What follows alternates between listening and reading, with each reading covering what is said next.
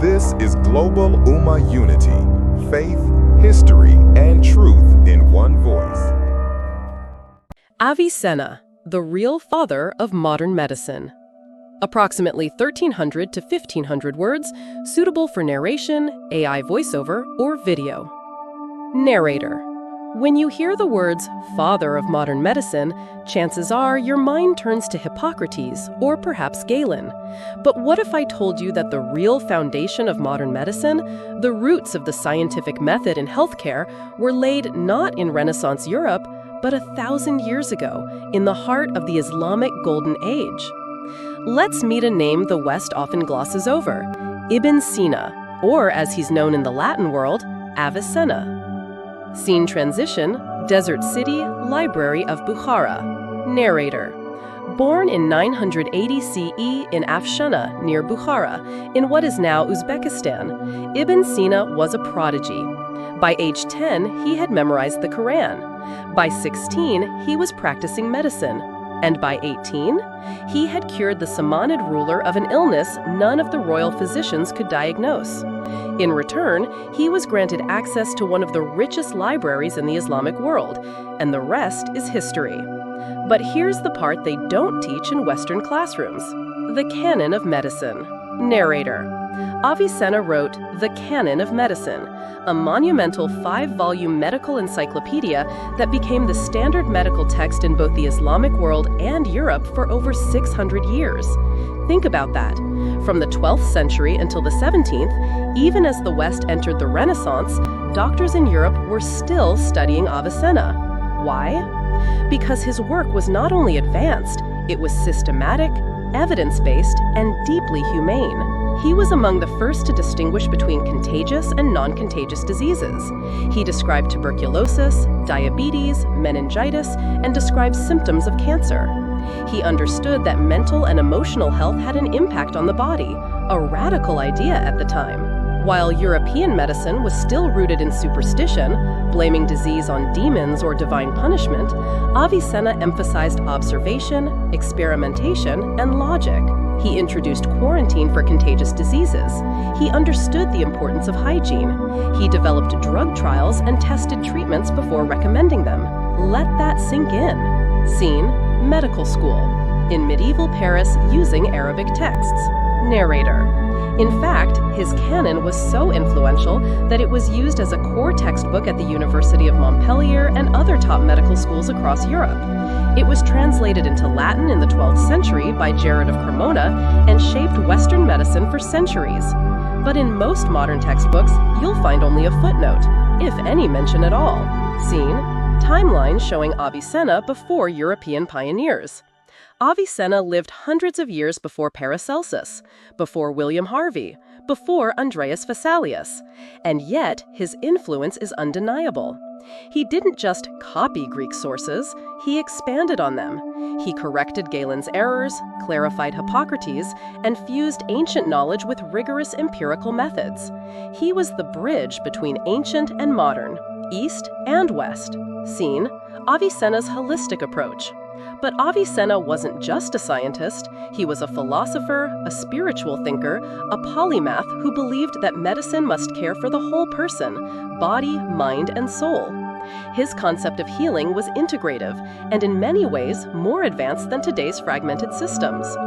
He wrote that the physician is the servant of nature, not its master, reminding us that healing is a partnership, not an imposition. Scene: Western doctors today recognizing Islamic contributions. So why, you might ask, is this name not more widely known? The answer lies in how history has been told. During the Enlightenment, many European scholars sought to distance themselves from Islamic influence, even as they borrowed from it. Names were Latinized, original Arabic manuscripts were hidden behind Western covers, and the immense debt owed to Muslim scholars like Avicenna was quietly erased. But the truth has a way of resurfacing. Scene: resurgence of interest in Islamic contributions to science. Today, more and more scholars are recognizing what was once suppressed, that the Islamic Golden Age was a fountain of innovation, that while Europe was in the so-called Dark Ages, Muslim physicians, astronomers, engineers, and philosophers were leading the world. And Avicenna? He was their brightest star.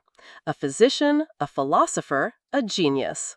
Scene: soft music, quote appears on screen. Narrator: in his own words, he once wrote, "Medicine is a science from which one learns the states of the human body in order to preserve health when it exists and restore it when it is lost.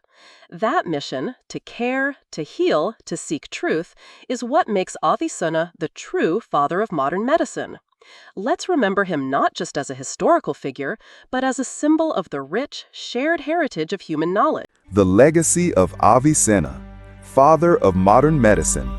Let's uncover the remarkable legacy of Avicenna. He wasn't just a scholar, he was a pioneer of medicine. His work, the Canon of Medicine, transformed healthcare. This 5-volume encyclopedia organized medical knowledge like never before. Avicenna defined medicine into 2 essential parts. Theoretical medicine explored the body and disease causes, while practical medicine focused on diagnosis and treatment. This was a logical approach rooted in science. Avicenna developed innovative diagnostic techniques. He valued pulse diagnosis, similar to modern practices today. He noted urine analysis for detecting diseases, still in use. Observing skin, eyes, voices, and emotions became crucial. He recognized conditions like meningitis with clear symptomatology, defined diabetes through excessive thirst and weight loss, and clarified epilepsy as a neurological disorder. He described stomach ulcers, bladder stones, and liver diseases. This understanding predated Europe's medical insights by centuries. Let's dive into Avicenna's groundbreaking pharmacology. He categorized over 700 medicinal substances thoroughly. Herbs, minerals, oils, and animal products were his focus. Each substance included effects, combinations, and side effects.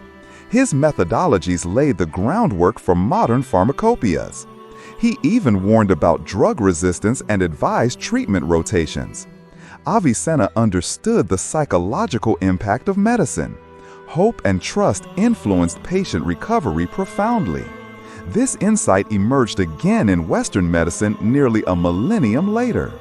Now, let's address Avicenna's contributions to mental health. He was a forerunner in early psychiatry. He studied depression, anxiety, and other mental conditions. Avicenna suggested therapy, conversation, and even music for healing. He noted the placebo effect, recognizing belief's power in recovery. These ideas align with what we call holistic medicine today. Next, consider the healthcare system surrounding Avicenna. Hospitals in Islamic civilization were funded publicly. They delivered free care to everyone, regardless of background. With separate wards for men and women, they were progressive. They included medical schools, pharmacies, and mental health units. At that time, Europe's medical care was rudimentary and unsafe. While Muslim doctors observed and documented cases, others used superstition. Avicenna's brilliance was part of a thriving knowledge economy. Why was this legacy obscured? History favors the victors. During colonial times, Europe downplayed Islamic contributions. Avicenna, al-Zaharwi, al-Razi, and Ibn al-Haytham were marginalized. They were often erased from textbooks and discoveries renounced. This narrative falsely claimed Greece-birthed science, then discounted Muslim advancements only to reawaken in Europe.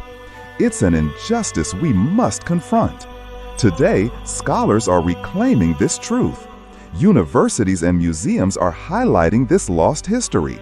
Medical schools re-examine the Canon of Medicine. It's not merely historical, it remains ethical and relevant. Avicenna believed medicine should serve humanity. He rejected greed and demanded integrity from healers. In our age of health crises, his wisdom is crucial. Ibn Sina passed away in 1037, but his impact endures. A man defined by faith, reason, and compassion. He shaped our world through knowledge, not conquest. Avicenna represents global heritage, yours and mine. Let's honor him not as a mere footnote, Let's recognize Avicenna as the father of modern medicine. Take a moment to learn more about his legacy. Dive into Avicenna's Canon of Medicine. Join us in celebrating his contributions today. Thanks so much for watching this video on Global Ummah Unity. If you learned something new today, don't forget to like, share, and subscribe. Let's keep uncovering the untold stories of the Islamic world together. See you in the next one, inshallah.